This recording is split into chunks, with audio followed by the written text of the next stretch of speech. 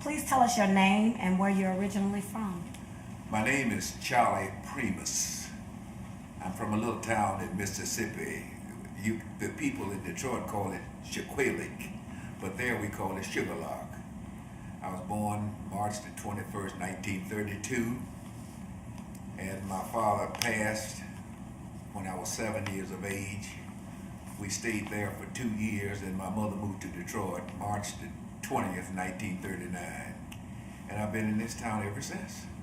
What was it like growing up in Mississippi? What do you remember Well, about I really didn't grow up in Mississippi. I grew up in this town, Detroit, called Black Bottom. The only memory I have of Mississippi is that my father died in Mississippi at a cotton gin, they tell me. And we heard he got killed. That's what we heard. We don't know the true story of it, but my mother was highly despondent over the years, and she said, well, I can't stay here. So she moved us to Detroit. I have 3 sisters. I had 3 sisters.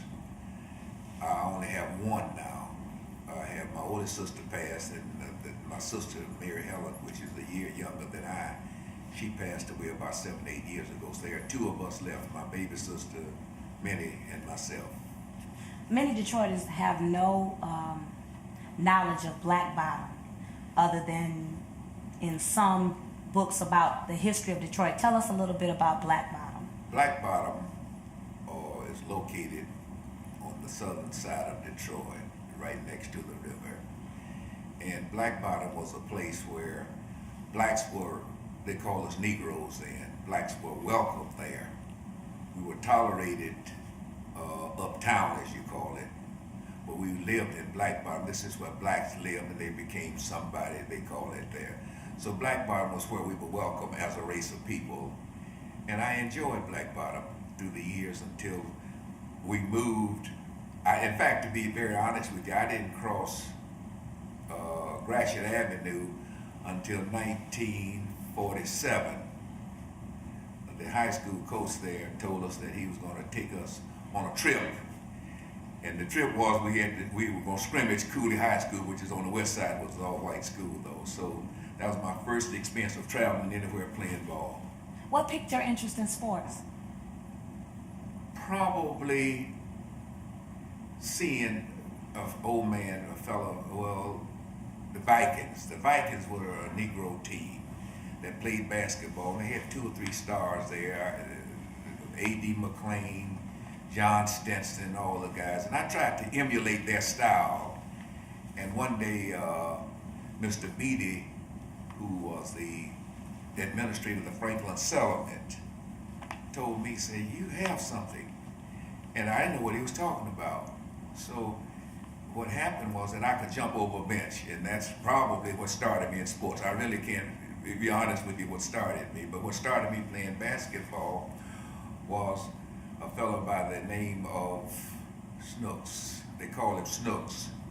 He was telling me, you can't do this, you can't do that, you can't make this basket, and all of that. And I started making it, and then the ball went in the rim, so I started playing basketball there. Yes. When you were playing ball, did you have a signature move? Some players are known by their, their sky hooks and all of that. Did you have a Primas move? They say I did. They call it the snake, the hook. They say I originated the hook. I probably, I don't like to be an egotistical person, but I probably did start the hook though. And the reason I started the hook probably because when I shot the ball, I could get over the other fellow's head and all that. I probably did. I didn't start the hook. I don't want to say I created the hook, but I was very proud of it though. How did you become a Harlem Globetrotter? That's a long story. The reason I became a Globetrotter was because blacks were not allowed to play NBA then. There were 3 blacks they considered of playing basketball in the NBA. Boy out of Boston, I can't think of his name, and Earl Lord. Well, Earl Lord, he was a black out of Syracuse, and they chose, there wasn't but 3 or 4 of us, so they chose Earl Lord, and the only other place we could go was the Globetrotters, so. And I never made any money as such playing basketball. The Globetrotters, my highest salary was about $700 a month. But I saw the world. I don't know if it was free or not. I know I didn't pay anything, but I had a lot of fun though. Yes. What were some of your most memorable moments of being a Globetrotter? Memorable moments of being a Globetrotter. I had so many though. The Pope. I saw the Pope. I saw Khrushchev. Khrushchev saw us, three of us, walking down the street, and evidently he knew something. He didn't know anything about basketball, but his chauffeur backed up, and he saw us, and he talked to us, and told us where we were going and all of that. So we had a lot of fun. But another memory I had was in Munich, Germany. Munich or Frankfurt, one of those two. Jesse Owen traveled with us. It was in 54. Jesse Owen went on a tour with us. And so Jesse, in 1936, Hitler refused to shake Hearn's hand when he won the Olympics. And the mayor of Munich, Germany, came down as Jesse circled the field. The mayor came down and he made a statement in German, and he said that they interpreted what he said. He told Jesse in 1936, Adolf refused to shake your hand, but I offer you both of mine. And that was quite an experience, and I had a lot of memories. How many countries would you say you've traveled to? 68, 69 different countries, yeah. Yeah, I had a lot of fun. I didn't make any money, but I had a lot of fun though. We used to play 3 games, some days we played 3 games though. And we got $50 extra for playing 3 in different, that was beyond our salary, so, and we had a lot of fun though. Probably one of the most memorable moments I remember was the boy played center field for the Yankees. They married Marilyn Monroe. Joe DiMaggio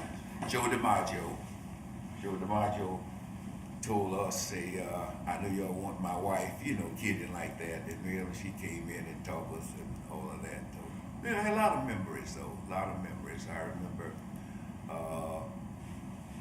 Eartha Kitt, Lena Horne, all the stars, we weren't stars, but they thought we were stars, but we weren't stars, we were just common people though. Particularly a fellow by the name of Goose Tatum. Goose was one of the best ball players that I've ever known. But he wasn't known for ball playing, he was known for clowning. And he could clown, he could put on a show though. And this is where, you see, when you look at the history of the Globetrotters, people don't know this, but the Globetrotters originated out of New York, Harlem. This is Harlem Globetrotters. But, and I'm not trying to be facetious, but I'm telling you the truth, a fellow by the name of Dick Hudson, or the owner of the Globetrotters. So one day Dick got broke, and he sold the Globetrotters to Abe Saperstein for $125. They give him $125, take all the, they call us some names though. And so well, I wasn't there. It was a little before my time, but he sold the Globetrotters, and he was a shrewd businessman. I know that in 1956, the Pistons wanted me, and so I said okay. So I went down with the Pistons, and someone came in, 2 policemen said, "You can't play with the Pistons. You signed. You're a Globetrotter." So I said, "No." And I looked at, I had signed a piece of paper. I was the Globetrotter for life. So when you do things like that, and this is why I appreciate the ball players not having an attorney, because if you don't read the fine print, you're set. But at that particular time, they needed to find pen. I was going to Globetrotters any place. That's the only place you could play though. So I had a lot of fun though. A serious question, Deacon Primas. For you to have gone where you've gone and to see the world in 60-something countries and to go different places and have Khrushchev acknowledge you and to meet Marilyn Monroe and to travel to different countries and be met by presidents and dignitaries, how did it feel to come back to America in the height of the civil rights movement and for things to be the polar opposite of what you may have experienced in other countries? Well, to be very honest with you, Detroit was not etched in stone to be a nice place to live, because I remember in 1941 we had a race riot in this town, and also we had a race riot in 1945. And my mother, God knows I loved my mother, but I remember in 1941 they having a race riot, and my mother told us to get under the bed. You know what I mean? They were burning and everything. She said, get under the bed, and that was our safety. But I think the most important thing that I've learned about trust, it came from my mother. My mother used to always tell me, trust God, trust God, trust Him for everything. And that has lived with me for all down through the years. Put your trust in Him. And I remember though one time, my mother often told me to pray, to pray, to pray, to pray. And I prayed and prayed and prayed all night long. And I told her, I was about 12, 13 years of age then. She said, keep on praying. And sure enough, I kept on praying. And the next 2 or 3 days, I got a new pair of shoes. I don't know where the shoes came from. So prayer works though. Yeah. You set many records while you were at Wayne. What are some of those records? I'm not a statistician. I don't know what I set. They say I set the rebounding record. I set the high scoring record. I set the most points scored in consecutive games and all that. But I really can't keep the, if I was somewhere else, I would say, go ask the statistician what happened. I don't know what happened though. But I know that I made All-American at Wayne University, and I was very proud of that. I accomplished a lot at Wayne University, but most of all, I accomplished, I got a degree from Wayne. In fact, I have 3 degrees from Wayne University, and I feel very comfortable about that because not only there was a known college, but you had to apply yourself, and my mother used to say, you can't play basketball all of your life. And I had a college coach there, Joel Mason, often told us that have something to do after you get through playing basketball. And there were two of us of color on the team. And I didn't know what he was talking about, when he said that, but he was telling us though, you can't play basketball all your life. And you need something, you have a cushion, we call it a cushion, and to fall on though. So what was your career? What was your cushion? Your plan for after basketball? I didn't have a plan. I know I was prepared to go into education. And in fact, I didn't want to go into education though, and I went into education because of my wife, I was working at Ford Motor Car Company, and I was, in other words, I was all right at Ford's, but Lois told me, said, no, you got too much going for you. Well, at Ford's, at that particular time, I'm talking about 54, 55 years ago, there were only 2 blacks at Ford that had upward mobility, and so I knew, my chances of moving upward was awful slim. So that's probably why I went into education though. And I'm glad I won't give her all the credit, but that was a smart move she made me make for myself though.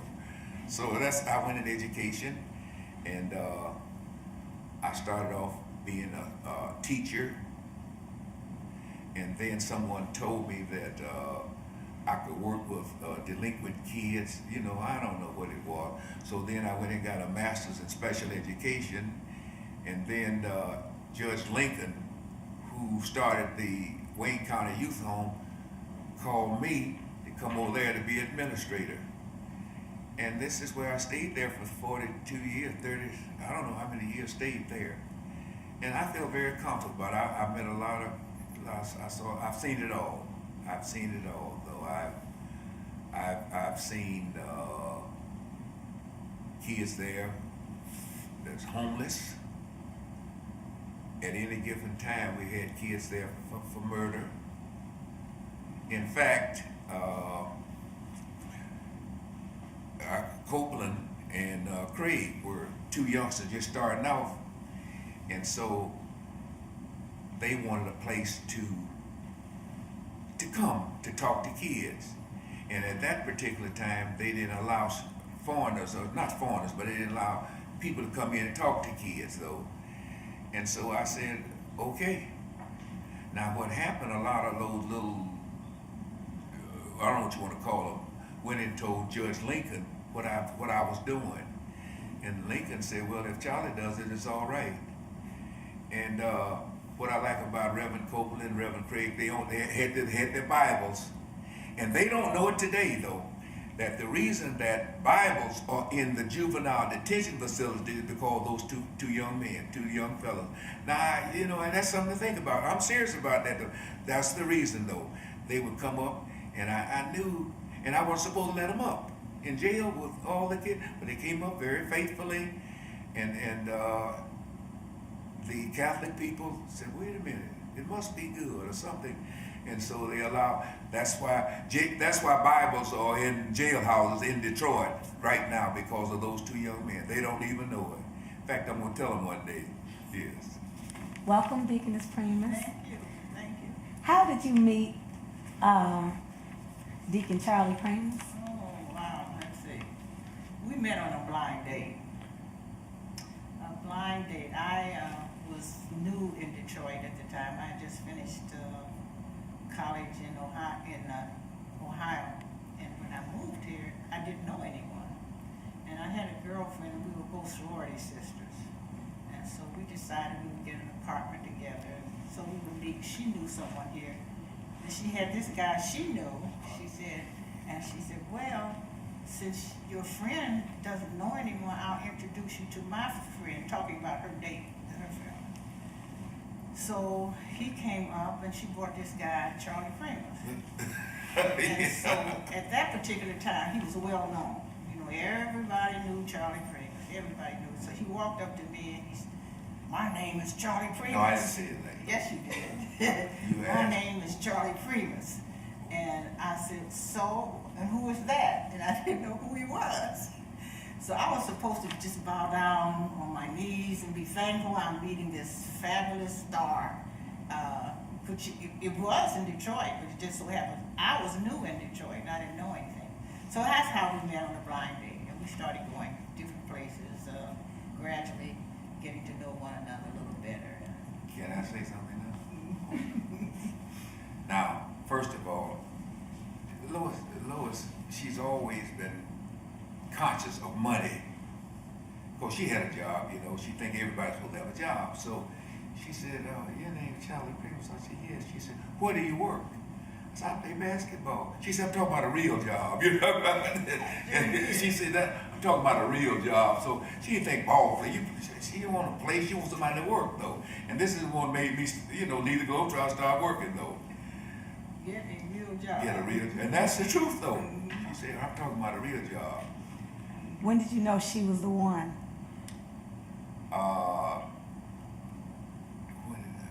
I don't know. Let me be very honest about it. I don't know. We had dated for about a couple of years. Yeah. A couple of years, and I like to travel a lot. He likes to. He when he was a globetrotter, he liked to travel. But once he got to Detroit, and playing ball and all this. I've been everywhere. What I'm gonna travel for? So, But she wanted to travel. I had to travel. You know, Yeah, she wanted to travel. He didn't want to go. She wanted to travel. So yeah. when he found out that I would go out rather than stay here with him, he decided he better do something. Yeah, that's right. So that's how it came. Because, I remember the time when we got married. I said, well, where are we going on our honeymoon? We could stay here. And I said, no, we have to go someplace, California, someplace nice, attractive. And so he said, well, I think we better, yeah, he said something like, I've been there. I've been over. I said, well, I'll see you when I get back. Yeah. And he packed his little bag just safely. I did, yeah. But now, because she didn't understand the highways then, when we left Detroit, the first encounter that I tried to tell her, out in Dearborn, they didn't want blacks in Dearborn, you know, I started getting some gas. So then we were going through St. Louis, or the St. Louis somewhere. And Louis, you know, she's all prim. Well, the man said, we don't have color. He didn't call us Negro, what did he call us? He called us color. We don't allow colors here. So then we had to go to the Y at that particular time. The YMCA didn't have blacks, colored staying there then. So they invited us to a mom house or something, you know, where Negroes would rent homes.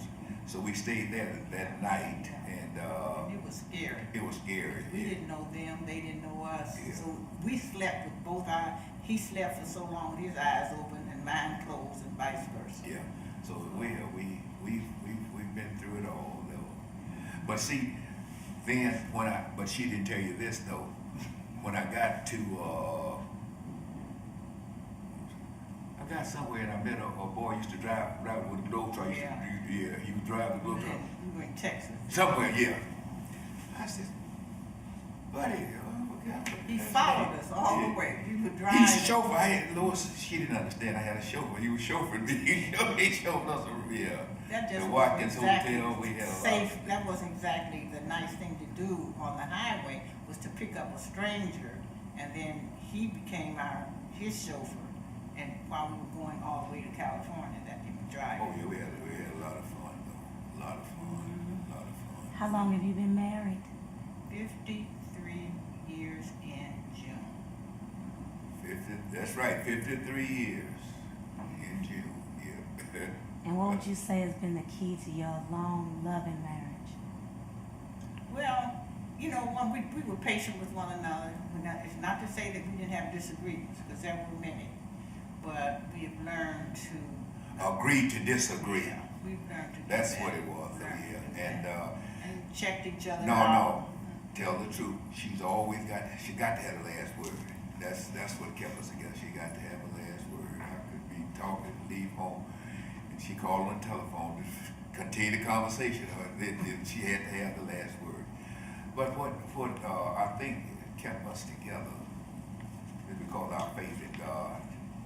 To be very honest with you, Lois is from a Christian home, and I am too.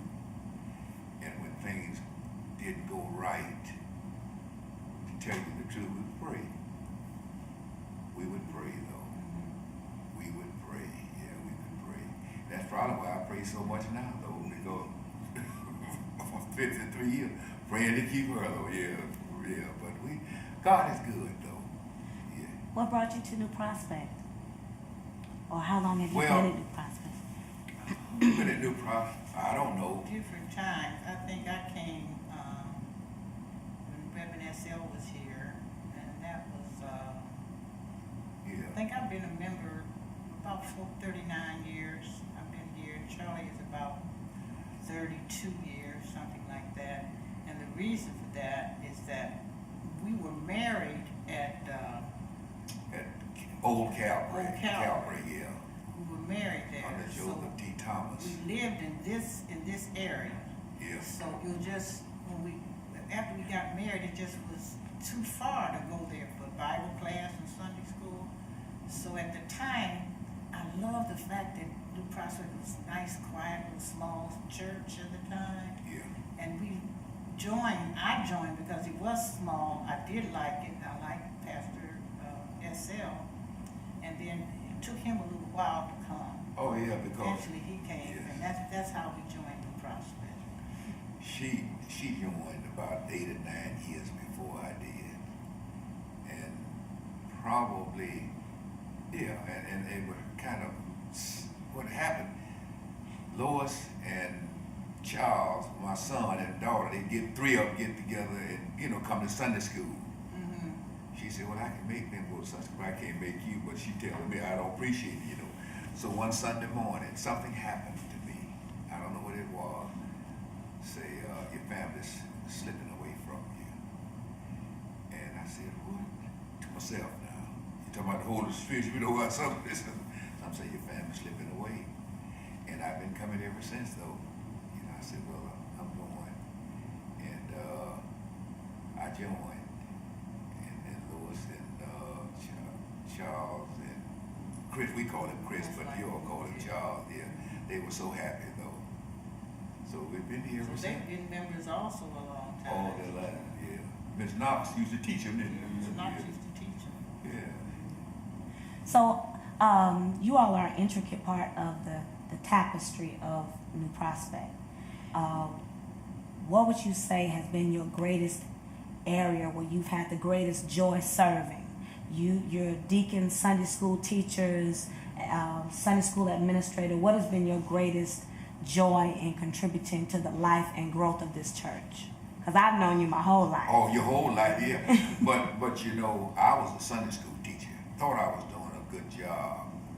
But Lois is the superintendent.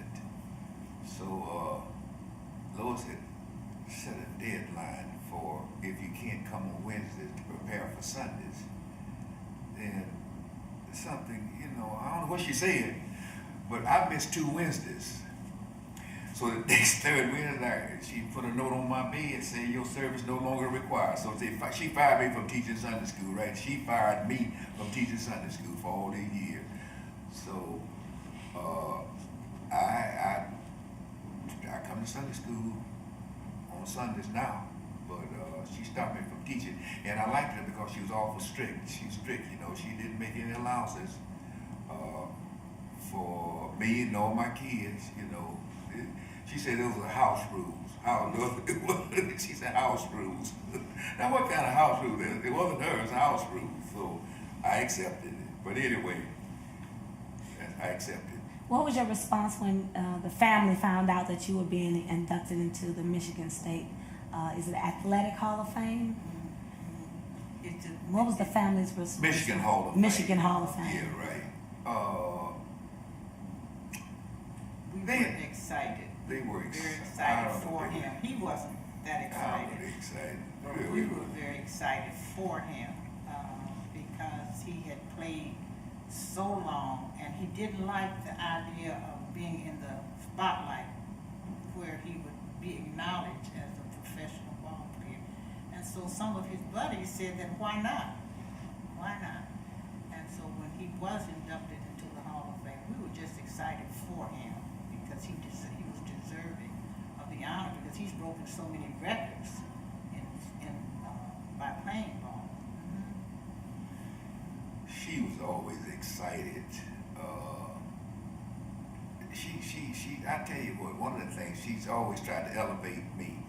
But when you've been around the world, you've seen it all. I'm telling you now, I've seen it all. Though I've crossed both oceans, I've seen it all, and it just doesn't excite me. But I'm thankful though. God has been good. But they enjoyed it. They enjoyed it. I enjoyed it too, tell you the truth. Well, I was glad because New Prospect thought enough of him to do this. Oh, you mean, oh yeah, I'm like this, yes, Well, yes. Both of them. Both of the Michigan honor and the idea. What do you think about the church honoring you like this? Because this will forever be a part of the archives of New Prospect, the heritage of New Prospect. I appreciate this. I do appreciate it. In fact, Pastor J didn't know that I had been selected to the Michigan Hall of Fame. So she came over to the house, and no one told her she wasn't here, something like that though.